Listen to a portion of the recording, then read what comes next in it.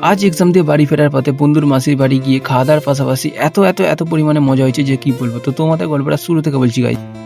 সকাল সকাল ঘুম থেকে উঠে দেখি যে এত পরিমাণে মেঘলা করেছে যে শুধু বরফ পড়ায় বাকি আছে। তারপর আমাদের এক্সামের স্কুলটা এত দূরে, সকাল সকাল বেরোতে হয়, তো স্নান ফান না করেই গিয়েছিলাম এক্সাম দিতে। তারপর সব বন্ধুরা পৌঁছে গেছি এক্সাম দিতে। তারপর এক্সাম দিয়ে এসে দেখাচ্ছে গাইজ।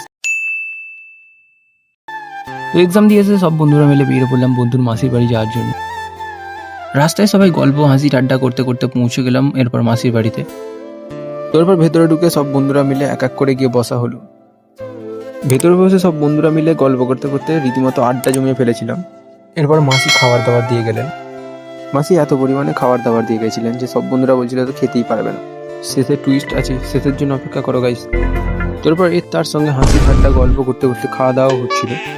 যে স্পিডে খাবার দাবার উপর হামলা হচ্ছিল যে কি বলবো। এরপর তাড়াতাড়ি করে আমি একটা ডিমের টুকরো তুলে নিলাম, তুলেই গালে পুড়ে দিলাম। তারপর নিচে তাকিয়ে দেখছি এরাই শুরুতে বলছিল কিছু খেতে পারবে না, আর এখন প্লেটটাকে পুরো চেড়ে পুড়ে সাফ করে দিয়েছে। তো বেশি কিছু বলার নেই গাইস। তারপর মাসিকে বিদায় যায় না, সব বন্ধুরা মিলে বেরিয়ে পড়লাম বাড়ির দিকে। তো ভিডিওটা কেমন লাগলো গাইস? তো ভালো লাগলে লাইক ও সাবস্ক্রাইব করে দেবেন। তো আজকের জন্য এইটুকুই, আর মতন টাটা।